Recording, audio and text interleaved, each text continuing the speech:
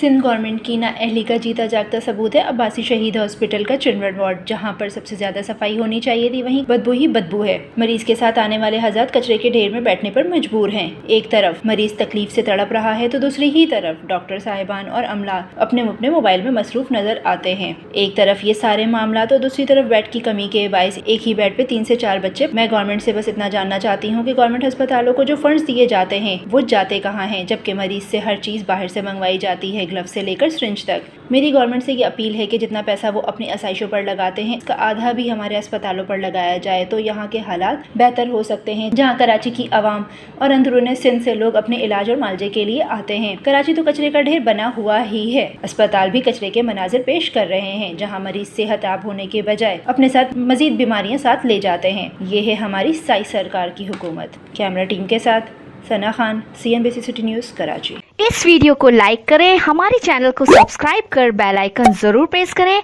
हमारी new video सबसे पहले देखने के लिए।